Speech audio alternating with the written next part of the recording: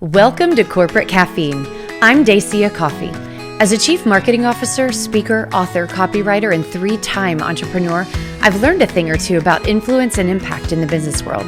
So I want to share with you what I've learned about how to be heard, be seen, and be successful, and introduce you to the people I've met along the way who learned how to unlock their potential. For our inaugural episode, I'm introducing you to Erik Peterson, the creative director of The Marketing Blender. He is a branding master and has transformed the brands of Fortune 500 companies all the way down to the small businesses that change the fabric of our lives. We're talking about how you use brand to influence how you're perceived. And it is an exciting conversation. In addition, I'm going to introduce you to Kyle Coffey, my husband, partner in crime, and partner in business. So let's jump right in. All right, Kyle Coffey and Erik Peterson. I am so excited. Hello, everybody. I'm Dacia Coffey. And here we go. Episode 0 of Corporate Caffeine, the first podcast we're ever doing. Well, why'd you just call it 0 if it's number 1? In my mind, it's like level playing ground. Like you have to just set the bar. And I prefer the bar to be at 0 because you have to go up from there. Like a baby, 0 to 1. Do you know in China they start at 1? Have you heard that? I have heard that. Their birthdays start at 1. Yeah. Like it starts at the end of the year. And then that's your next year. So that's how their ages can be off. It actually makes more sense. Just to be 1 instead of 0, like you're 0. Well, you're a month. Yeah. Or a week. Yeah. Or a day. Exactly. So, my goodness, we could really go down a rabbit hole on.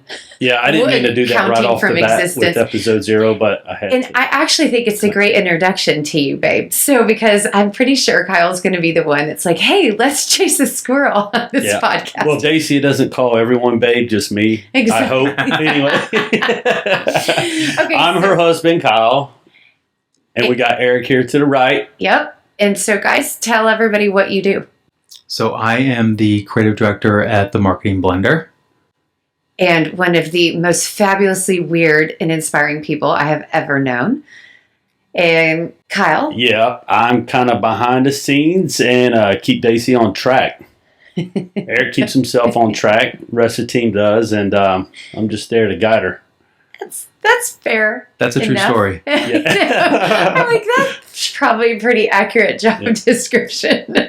And then, of course, I'm the CEO, Dacia, of The Marketing Blender. I'm a fractional chief marketing officer, a speaker, soon-to-be author. Good God, I've got to give birth to this book. It's killing me. So, book, Corporate Caffeine, and chaser of randomness. Yeah, that's exciting though.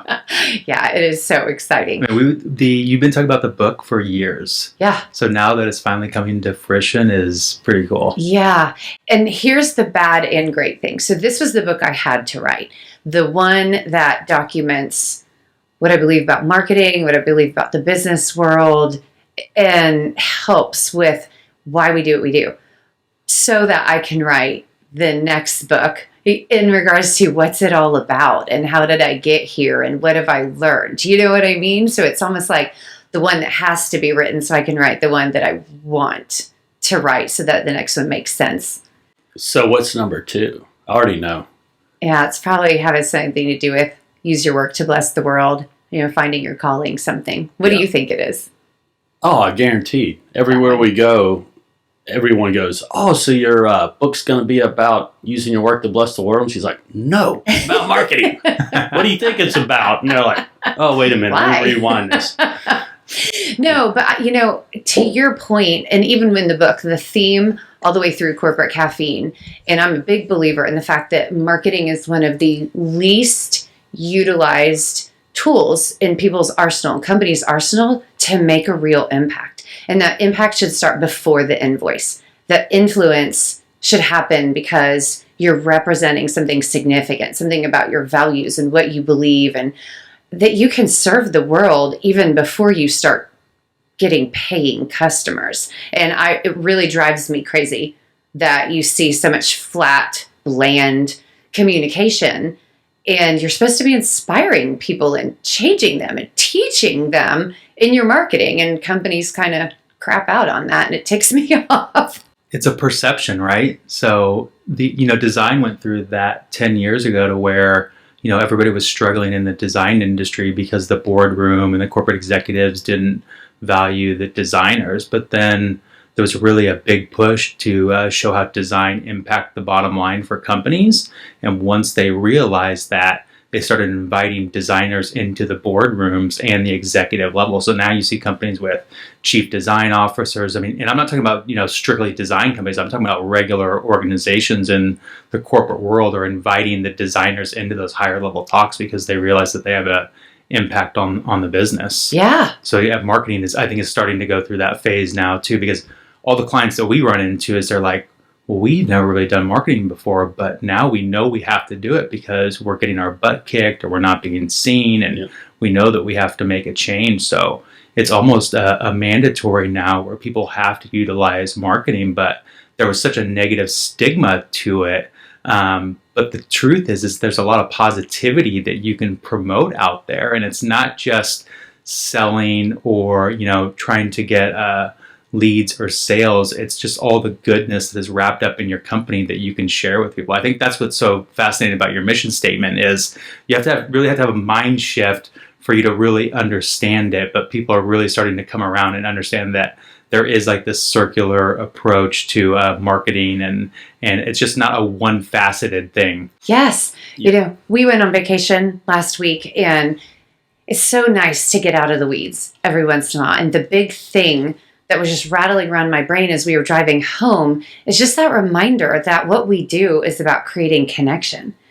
And it's as simple as that. There's this George Bernard Shaw quote, and I'm going to totally massacre it, but it's about, that the biggest misconception in communication is that it's actually even occurred. Basically that people even understood what you said. And that is so common, where you think you said one thing and they heard something so different. And man, when you're talking about organizational communication, like marketing, oh yeah, the likelihood that they took it exactly how you meant it, unless you put design behind it, put heart behind it, put thoughtfulness behind it. Along with the messaging. Yeah, and do it on purpose. 2 days ago, we were out to breakfast with one of my best friends. And we go, would you ever have thought, and we're not that old school, I don't think, but would you ever have thought 15 years ago we'd be sitting here at breakfast talking about digital marketing with growing your business? Especially the business that he was in, where it's all handshakes, connections, meeting people face to face, and he just had to transform his whole business to the digital space. Yeah, it's been... and he's just like, who would have thought, I've known him for a long time, and it never even crossed our mind that we'd have a conversation about it and know enough about it to talk about it. You, on the other hand, you've known for a long time it was headed here. Well, because we're in it day to day. Right. Well, that's what I was just going to say too, is even like back in the day, in the beginning of digital, when I was like doing Subway banner ads, and even that's right when Facebook just started. Yeah. I don't even think I really understood how it was going to evolve. And, when Instagram comes on, I remember doing my first Instagram post and trying to figure out hashtags. Yes. And I took a picture of my grandparents' wallpaper, right? They had some wallpaper in their bathroom that was from like the 70s, and it had like this mirror finish on it. And I took a picture of that, posted it, did hashtags for like wallpapers. It was like, I had no idea what I was doing, and I got like 40 likes. And I was like, oh my God, this is hilarious. It was like, yeah, people found this by the hashtag. Yeah. So yeah, I think it was pretty interesting how much as it's changed. I love thinking, I forgot all about the first iterations of Facebook until you guys just brought it up. What was it? You used to be able to give high fives, or you could Poke. Yeah. You could poke someone. How weird is that? And I remember reaching out to one of our buddies, Jason in Georgia, and I was thinking, what is this? I said, well, poke Jason. And he's like, what are you doing? Like, what is a poke? And, I'm in Texas, he's in Georgia, and I'm trying to figure this thing out. I'm like, I don't know. It just said poke. And I thought, I'll send it to you because he's not going to get mad at me. Like, just so strange that now it's this massive machine, and they've been in front of Congress, and there's data privacy, and there's AI, and oh my gosh, from a poke. Yeah. exactly. Good point. This could go really sideways. Yeah, right. Well, let's hit the rewind button. And I kind of know somewhat the answer, but how long have you been into creative design? And God, what really? inspired you? Yeah, I think I never really dawned on it, but my whole life really. So when I was a kid, I always admired people that were into illustration, and I was always drawing. My dad, I don't think you guys know this, but my dad used to design all the houses that I grew up in. No and so way. he was like an underground architect, right? Like that's what he did in his free time. So like when he, was off of work, he would draw floor plans, right? And just like experiment with like moving walls or creating new homes or whatever it is. So we would like build a house, live in it, and then move to another one. And we just did that for years and years. And I'd watch him do that. And then my mom was a fantastic painter, but she despised it. Like she wanted nothing to do with it. And it kind of blew my mind. But when I watched them growing up, I started adapting to that. It's like started doing my own little cartoons. Yeah. And I was using the architectural templates to create robots. Oh, wow. Yeah, so it was pretty funny, but I knew that there was probably never a career in that. So I ended up going to business school, but after I failed out of college, it came full circle and put me right back into the art thing, which I've told you this story, but really what set me on that path was when I moved out to Dallas, I was sitting in his office and he was doodling out package designs for a graphic designer.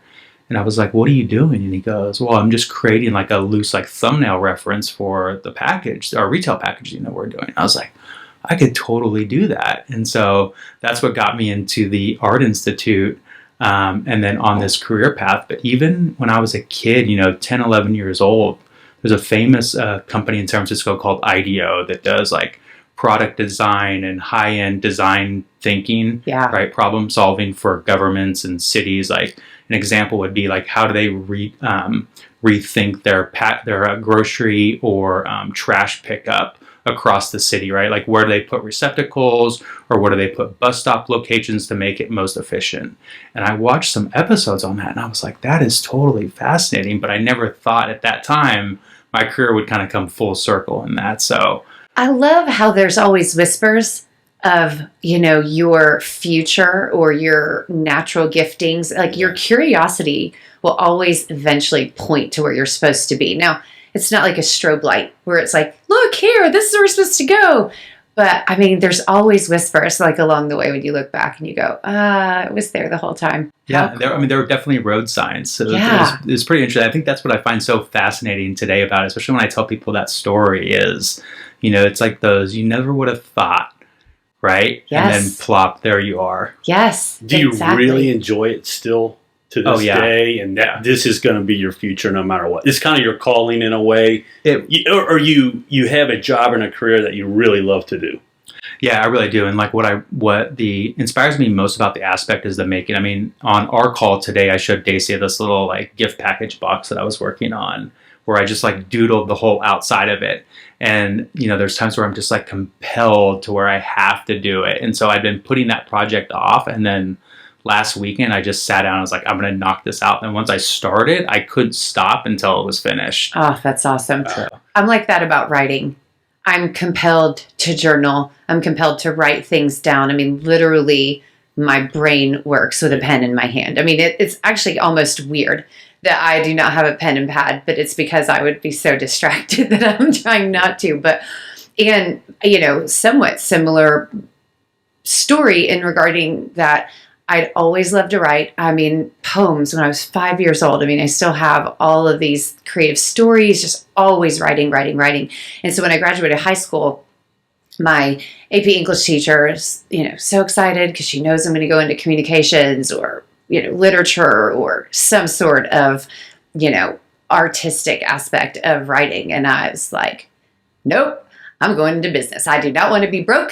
I didn't come from a lot of money, and I would like to find out what that feels like, just in total transparency. Now, I did love business school because I'm a nerd, and I love to learn. So college was like this playground for me of like ideas. And so, but there were whispers. Ironically, one of my weirdest business school class that I loved was manufacturing. And so super ironic that we have a huge group of manufacturers that we've worked with, over the years. But I've always loved, that side, that process. And like, I love macroeconomics. But back to writing, full circle, career in sales, career in, fundraising, mom, entrepreneur.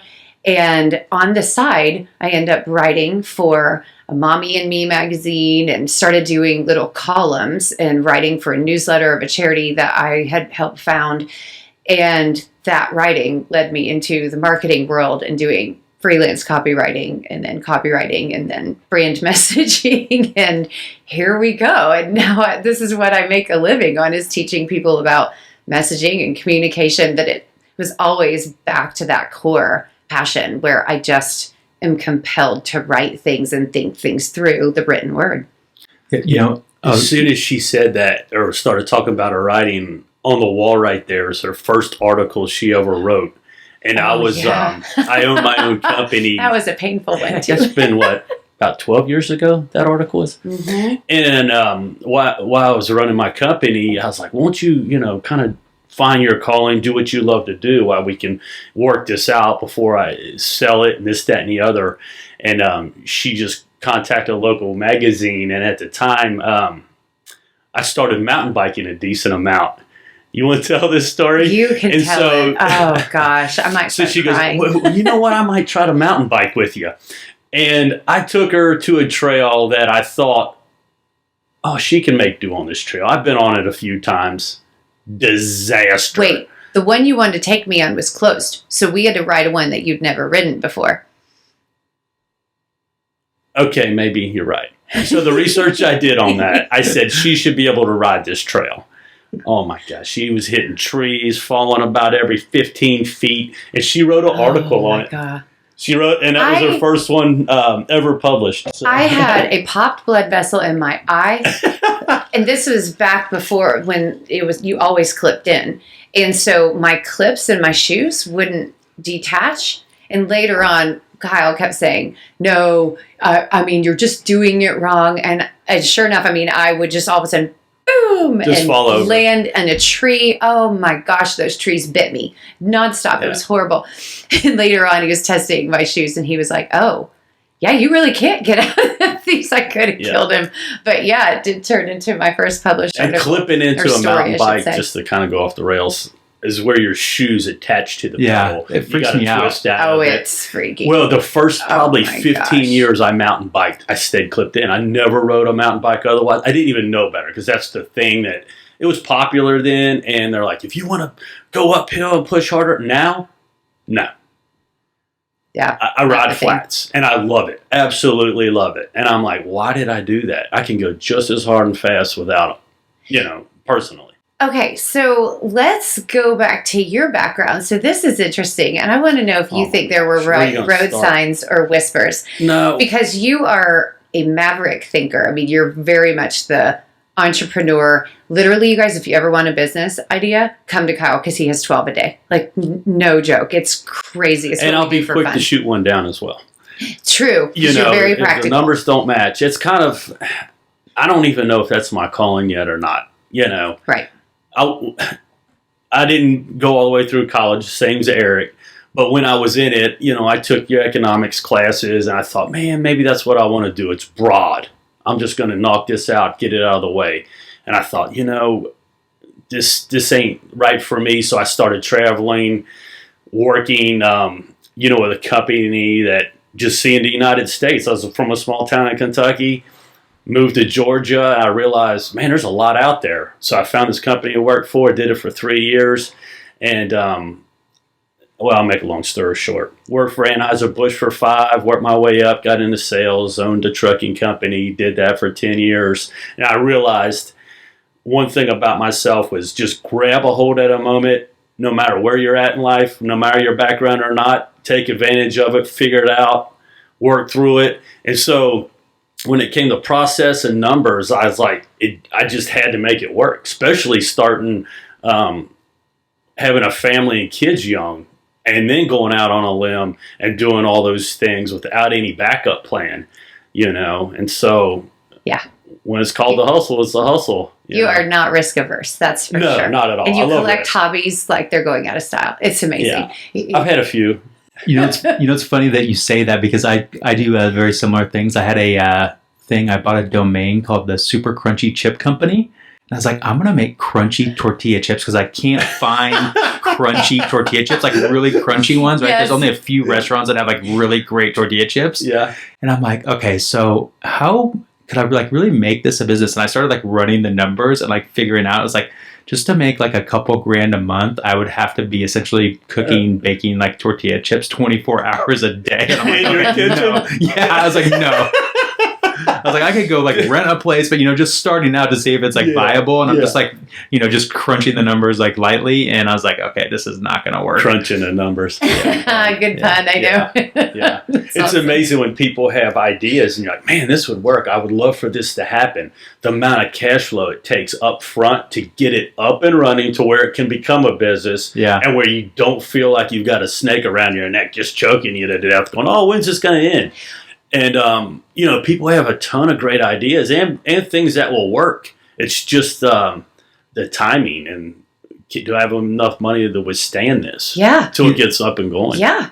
What's funny about that is that was another reason that design really appealed to me is because it was so applicable to entrepreneurship. So you understood the business side and you understood the creative side, and you could kind of figure out if things were going to be viable or not. I think that's one of the pieces that I think really excites me about it. I think that's also, though, a particular gift of yours. Like, I don't know if all designers go as deep and strategic as you, because you definitely, it's interesting kind of talking about that experiential, like how you loved the idea of, that there was, architecting an experience even, or a city, or, whatever. And so, and I think your brain works in that very 360 type of way.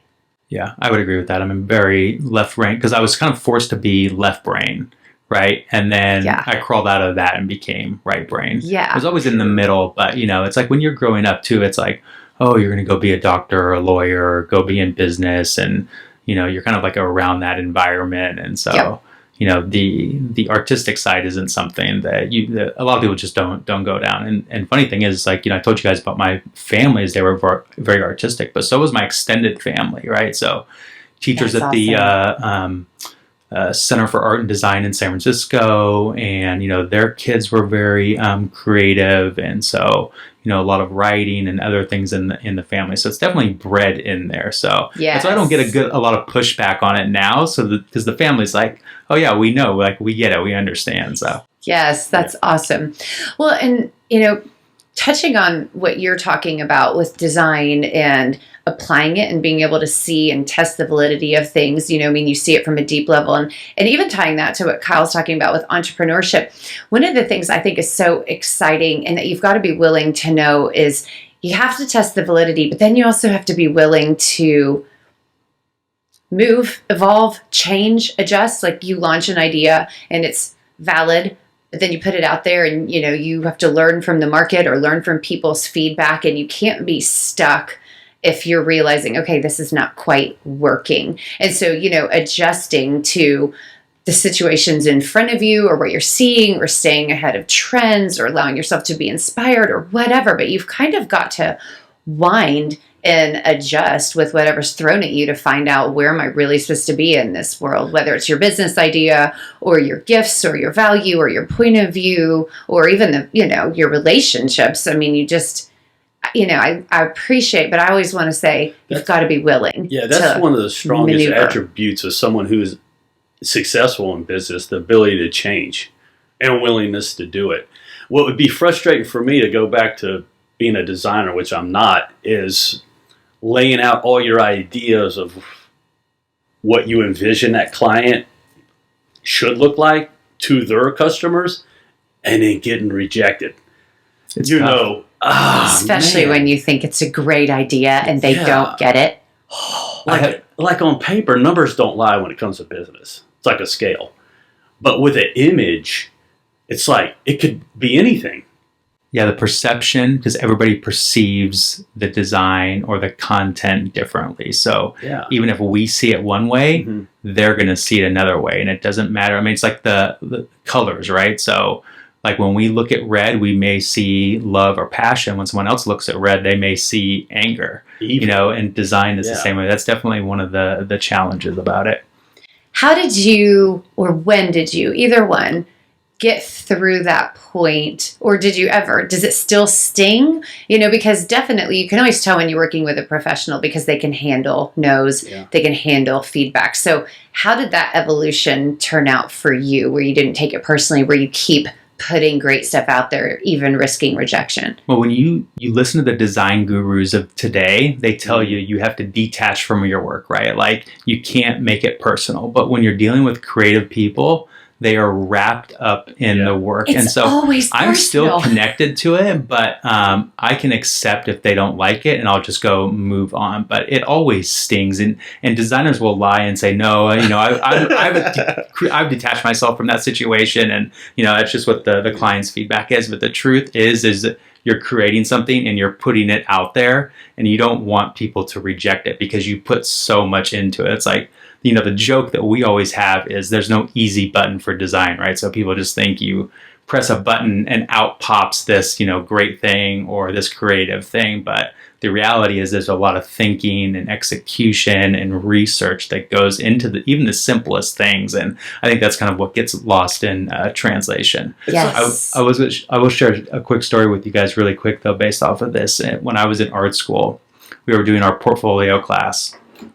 And I was doing this magazine cover, and I did this topic on trafficking for women, right? Like getting trafficked across the world and their kids. And I did this topographical map of this pregnant mom, right? So it looked like a hill, but you could see the outline of a woman, right?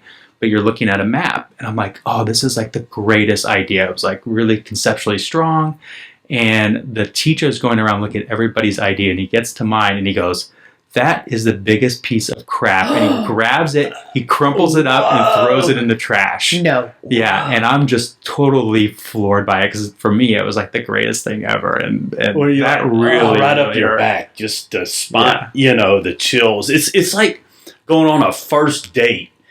And you actually go shopping as a guy for a weekend trying to pick out the right thing. And she goes, that's the ugliest shirt I've ever seen. You're going, oh my God, this ain't going to go good.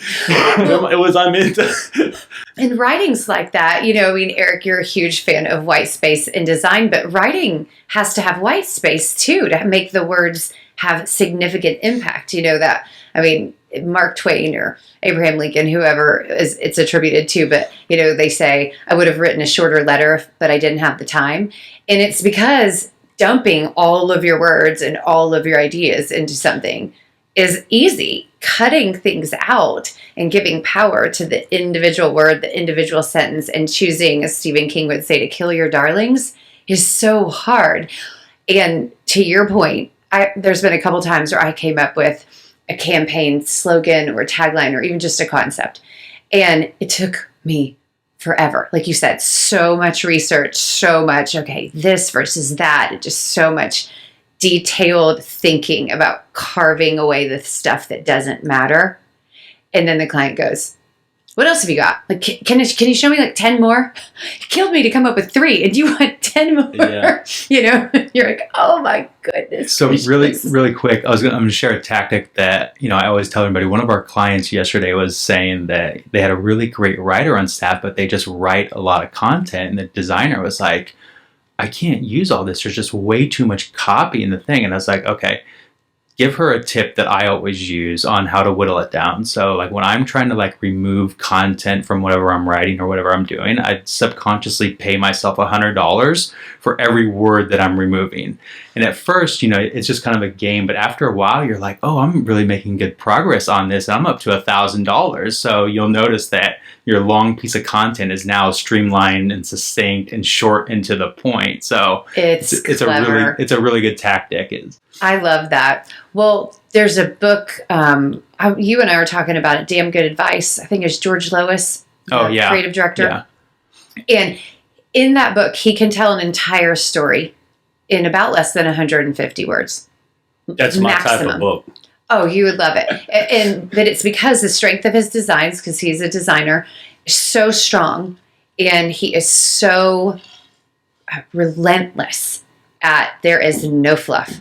And every story is impactful and insightful, and sometimes it's just a sentence, sometimes it's a small paragraph, but really never more than 3 or 4 sentences. And the whole time I'm flipping through this pages, I'm thinking, wow.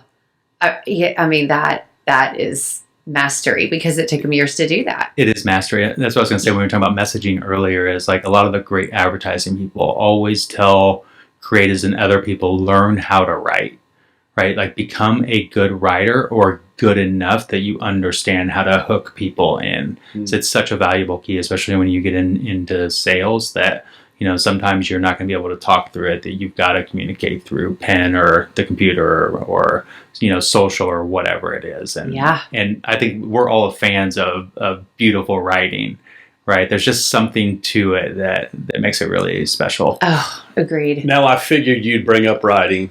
You would bring up artistic abilities. You brought up Mark Twain. Did anyone here see the documentary with Val Kilmer? I watched it last night. Oh my gosh. So good. Was that neat? That was fantastic. It was on Amazon Prime, for anybody out there who's wondering, right? That's where I had no idea he was such a creative, eccentric creative. I didn't either. I didn't see that either. His whole family. It was absolutely fascinating. Oh, it was so good. Yeah. I just enjoyed his spirit and his story, and oh my gosh, that was cool. You know what he's been through as well. You're talking about his spirit, like the high hopes of him saying, "Oh, I just have hope that I'll have my voice back to where I can do this more." And I'm like, "Wow, you're not in good shape," you know. But you brought up Mark Twain. That was his. That's where he's at right now, as far as his final writing character. The story. Yeah, really cool. Oh, what was so fascinating about that is kind of towards the end, where he talked about how it was embarrassing to go do those events and do autographs and like the movie showings and stuff. And then he goes, when I get here, I realize that there's so much like gratitude, and you know, he loses all that embarrassment and becomes really thankful for the life he had. And I think that reflection was so powerful, because I mean, I can just picture him being in that situation and being so down, and like, you know, I've accomplished all this and now I'm down here and I've had these health issues, and for him to realize the goodness still in that situation was really cool. Completely. That is very amazing, because right when I saw that scene of him signing autographs in the shape that he was in at the Comic-Con. Comic-Con, the first thing I said was, wow, I can't believe people are putting him through this. You know, that he's willing to go do this. Like, I don't hardly get starstruck, but I like to leave people alone, even when I know who they are. Me too. Just because I don't want to bother them. They're human beings just like us. Like, you've got to hit timeout button every once in a while and let them live. And I just thought they were exposing him, and just, there's no way he wants to be in this place. And as far as the documentary went on, I went, wow, that's a different way to look at it. Yeah. You know? Well, and I love that he decided to have that attitude and then would dive into it, because I think that's actually something really common and dangerous for anybody in any position, not just a celebrity or, you know, someone where they think something's beneath them. But I think as human beings, it's so common to think, well, this is beneath me, or, oh, I can't believe my life hasn't gone bigger, or this opportunity isn't better, or I'm not making more money, or I'm not something. And, you know, you can choose to see that you're bringing value or bringing joy or connecting with people and really leaning into life, like into that present moment, or you can sit there and feel sorry for yourself.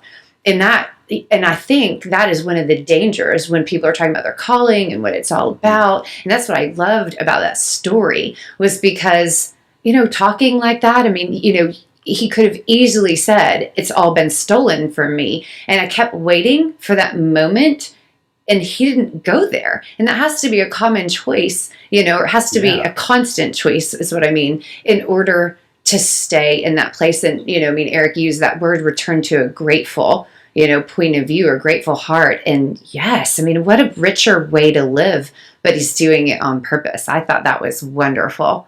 Yep. Yeah, I was really surprised. Live that way in the moment's just unreal. Yeah. Of how he's been able to adapt and change from what he was to what he is now. Yeah, the other thing that kind of blew my mind about that is like all the great stuff that he was in. Oh my gosh, yeah. Ugh, Yeah, it was really, so much. really inspiring. But now he's got it. What's your Art favorite? Museum. Oh, it's got to be Heat. I don't think she's seen Heat because not. I go, oh my gosh, that was great. Heat was that's awesome. it's a guy's guide movie. Well, but I forced her to watch a few of those. Yeah, I watch it was enough so chick flicks. A few times a million. Oh, whatever. Doc Holliday. Yeah, Doc Holliday was pretty good. That was really good. Definitely my favorite. But yeah, Heat was just, and that was right around the time of that big LA bank robbery. Yeah. So there was such a connection to that in the movie, and it was like one of those serendipity moments that where life imitates art. Yes. Yeah. So. Yes. Yeah. Well, it doesn't hurt that Al Pacino was in that. Yeah. Everyone was in Yeah, I swear. Holy cow. Well, watching that documentary, and he communicates through the scrapbooks now and all the art, all the painting. I mean, just he's surrounded himself with new communication mediums and opening that gallery and connecting with different types of artists. But what it really struck me, what inspired me is that deepening into inspiration, like sinking down into like what is cool or interesting, like in the present moment, and, just like where you follow your whimsy, like where it'll lead you. And, I was mentioning us being on vacation the other day, but that is one thing, like coming off vacation, where I realize I get so caught in the weeds that I oftentimes miss like more than the opportunity to just go, ooh, that's interesting, and just follow, my curiosity for an hour or do something, or, and I think you are amazing and like help me to dive more into that slowness of serendipity and inspiration. Like doodling on the outside of the box that you're going to send a birthday gift in is incredible. And I was thinking, oh my gosh, like I want to do more of that kind of thing where you just are compelled to doodle and be artistic. And, and Kyle, you even do it with your hobbies. You'll take up a hobby and you will go straight into, I need to be masterful at this. And you allow yourself the space to do it. Yeah, exactly. And I think that's amazing. I don't want to half-ass it, even though it's a hobby. Did I ever tell you guys about the when I went down the rabbit hole for learning how to make leather wallets? Oh, yes. You brought it up before. Okay. Because I did the same thing to where... How did we get on this topic, though? We talked about it a long time ago, because did I bring up leatherwork? You were curious about it. Yeah. Anyways. But yeah, I did the same thing. I went down this rabbit hole, and I just jumped feet first. I was like the typical guy. I didn't ask for directions. I didn't ask for instructions. I just watched some YouTube videos. I was like, I can totally do this. Went down to Tandy's Leather, spent like $1,000 on leather tools and leather. I bought like expensive leather. Like I had no idea what I was buying. Right? Dyes? Like, did you dye it all? Or no, it was already done. Oh, okay. Right. And so I bought a whole bunch of different variations, and then I just started going through and making these wallets. And then I was this close to buying a sewing machine because I was doing them by hand. How much is a sewing machine for leather goods? It's got to be expensive. I think the baseline one was about $500. Oh, but it has to have that feature where you can walk back the stitch, right? And so normally like the higher end sewing machines are the ones that you have to do that, where you have to go back a stitch and then forward to like kind of like lock it in. I've never sewed. I have no idea. Yeah, and I definitely wasn't going to do that either. But I went through and like finished this first wallet, and I was like, this is actually pretty good. And I looked down, and there's like one stitch that just like jumped out to like the far left and then came back like in line, and everything was still very crooked. And I'm like, okay. So then I went through and did another one. And after 2 wallets, I was like, I'm done with this. And I threw it all in a box. I was like, I'm not doing this anymore. Where is it now? I've got just like a little storage thing. I've just got everything in there. His storage thing must be the coolest closet ever. There must be so much weirdness in your storage. Well, usually, I can't say with everything, but a lot of things, if I haven't used it in a year, I get rid of it. Yeah, that's a good idea. Except for tools. I mean, I have some tools that I'm like, well, I know I'll need this someday, and so I hold on to those.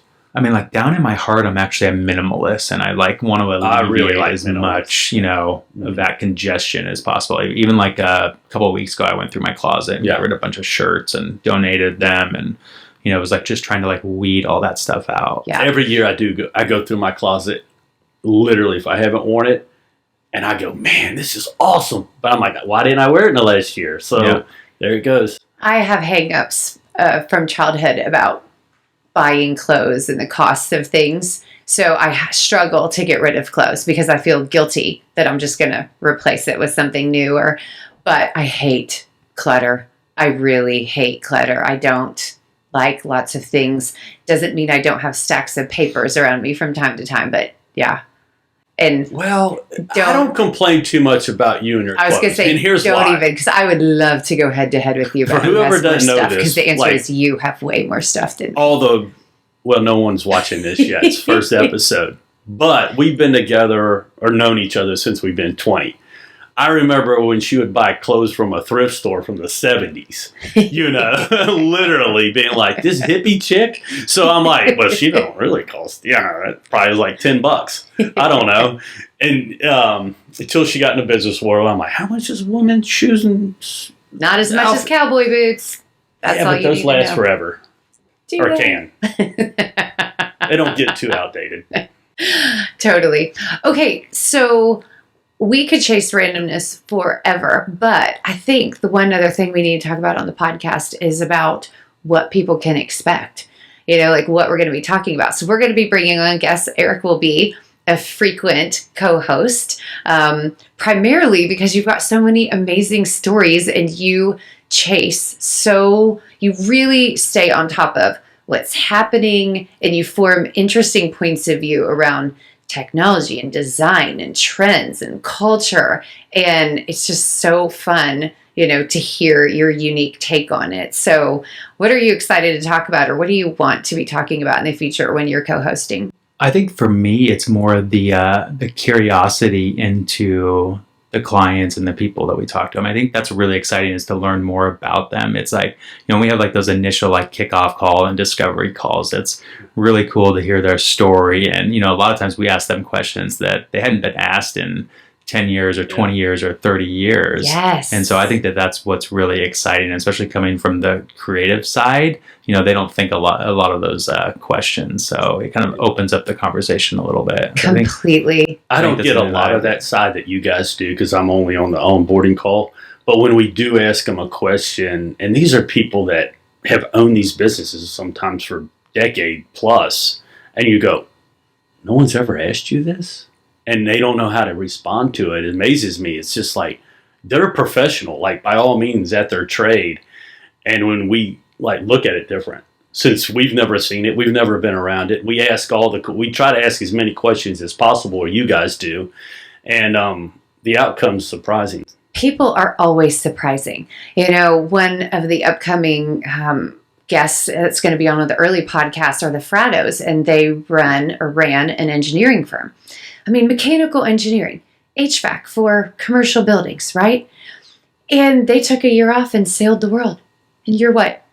And you're thinking, what? You guys did what? And their stories are incredible. And that's what I love, is there is always something magical and surprising about everyone. And I love finding those things and their inspiration. I think it's so cool. There's so much to learn. So this podcast isn't going to be just about corporate caffeine. It's about personal relationships and connections and interest, and you never know where it's going to go. Like we were just talking about Val Kilmer. Who would have thought when we sat down? And I didn't. I think I love that you just brought that up, because that is exactly what I want to remind people of, is that your work is a part of your life. This, excuse my language, but this bullshit about, I have my work life, and I have my personal life, and that they're separate, and that I'm different people. And that is not true. No one can do that. Even if you are compartmentalizing, you are cutting off such a significant potential source of joy.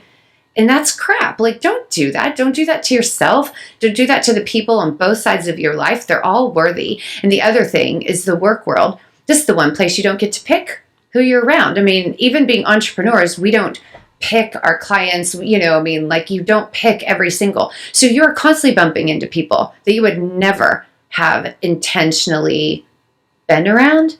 And man, the potential for influence and how you change each other when you didn't pick to do life together, that is so exciting to me. But you've got to be intentional about it. You've got to decide, I'm going to bring my best. I'm going to bring my whole self. I'm going to be vulnerable, God forbid, and go big with life, and I don't want people to flush this side of themselves down the toilet. And so that's why it's called corporate caffeine, because it's about firing up your whole life and don't ignore the business side of it, no matter what role you play. This is not for CEOs only. I mean, this is about diving into your potential in the world, and work is not a 4-letter word. And the truth is work is good for your soul. Yes. Right?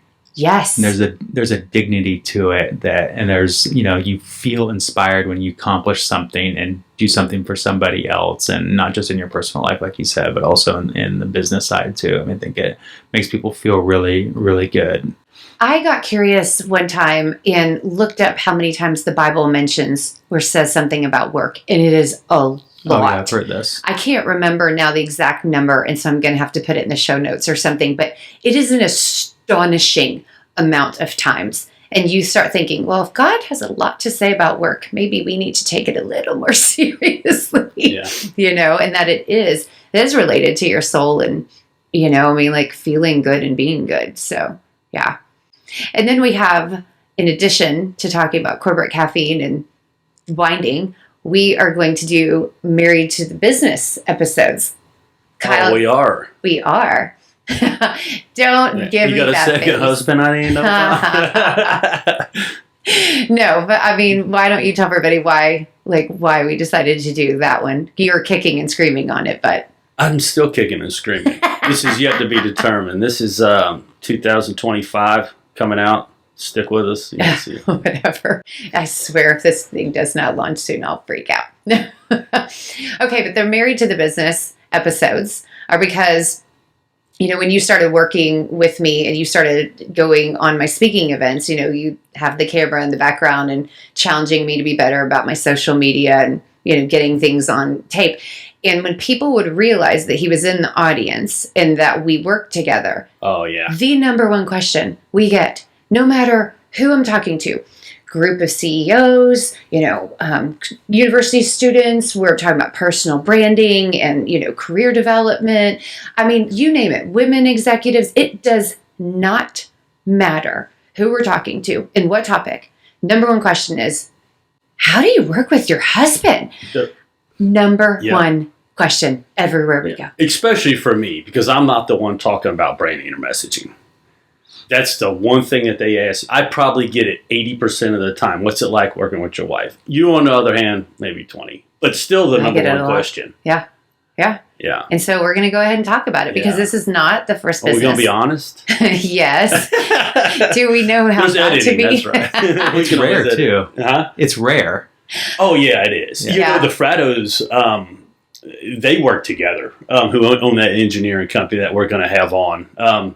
We run into a few people who do, but it's usually you have different paths, not the same interest.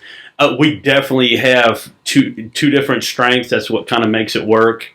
We'll get into it another time, but we play off each other's strengths and weaknesses, and that's what does make it work. Yeah, and I'm more on the business side to make sure it goes smooth, make sure we're doing the right things. And, you have that creative mindset that doesn't always adapt to, all right, making awkward, harder decisions. Conventional. Yeah. Mm-hmm. Yeah. And, Kyle was the front man in the first business, and now I'm the front man in this business. Yeah. And so I think also it's fun because we can talk about the differences and, the different roles and, what we've learned from both businesses because they're so different. But yeah, so hey, give people what they want. If that's the question, then let's answer it. And I think let's ask them if they want it. We'll see. But yeah. Well, I love that I think there's a grounding to it, which I think is really cool. because you guys are totally different. And so, 100%. he's always the level one, and you and I are always the ones that are like, you don't see behind the scenes. Yeah, I'm not always level. Yeah, but when it comes to the work atmosphere with you guys, okay, yeah. Yes. I would say I have more common sense. Yeah. I would agree with that, unfortunately. Yeah. It's been interesting. Hey, when ideation is one of your top 5 strengths, like, my head is going to be somewhere in there. The one thing you can't get away, though, is get away from it. We do not get away from it. Even on vacation, we'll still talk about work every once in a while. Not 24/7, but, that's one thing when you do work for someone or don't own your own business or you just keep your business to yourself, that, you can shelter that and just...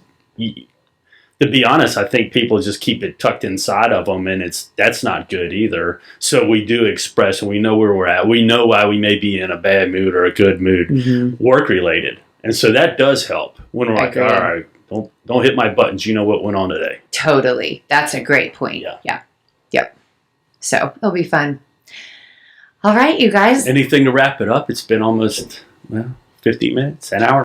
I know. Well, I would say we've got so many exciting things coming up. The book launch, so many guests. And that would be the final thing I would say is that I have been blessed wildly with being introduced and being surrounded by the most remarkable people. Like, that is probably the thing that I love the most is I get to meet so many incredible people all the time. And so I'm so excited to introduce the world to some of these amazing people because they're basically the unsung heroes. And then, I hope it encourages people to have conversations, like deeper conversations. Don't just do the how's the weather thing. Like, go deeper. Like, don't wait. People are amazing. So I'm super excited. Meeting interesting people. Like, we're getting ready to move to Fort Worth. That that's going to be an interesting, or the business is so exciting. Walk around meeting people. Hopefully they stop in and want to be on it one day. And we're like, all right, I know. Knock on our door. Coffee with Coffee is definitely coming back in person. So excited. Yeah. So more on that. I think I agree with you. It's like there's so many fascinating people that we meet that, there's so many good people in this world. There's so many people that have amazing stories that, are just in the background and you never think of them. So just the idea that we get to introduce some of them, I think is really cool because I don't think hasn't been one of our clients where I'm like, God, their story is so cool. Yes. Right? I completely agree. There's all these worlds that you don't know about. It's incredible. Yes. Yeah, for sure. I mean, a loan officer, you're like, pretty boring career, right? Then you get to know him, you're like, whoa, this guy's crazy, right? Or you guys know him more than me, but I catch some of it, Oh, yeah. The conversation. Oh, yeah. I know. It's always funny. We will see how brave I get with like naming clients. That's funny because if they listen, they'll know who they are, Like they're all good stories, but you just never know if you're being vulnerable on behalf of other people. But I guess the longer we do this, the better we'll get at it and more comfortable we'll get at it. So okay. Yeah. And all their stories are positive. So yeah, exactly. Yeah, for sure. Exactly. So, all right, you guys, I think that's a wrap. I know. Boom. What's the outro? Boom. Boom. No. Onward and upward, of course. Yeah. All right. Well, let me see. I'd probably at least need to do an outro. So, well, gentlemen, thank you so much for our inaugural episode. I couldn't ask for better co-hosts. And here we go. Onward and upward. Appreciate it. All right. Thanks. If you enjoyed this episode of the Corporate Caffeine Podcast, please help us help you by subscribing. I also hope you'll find us on social media. You can follow me, Dacia Coffey, and my company, The Marketing Blender, by searching us on your favorite platform or checking out the show notes for the links. We bring this to you because we envision a business world full of meaning, connection, and prosperity for us all. Until next time, onward and upward.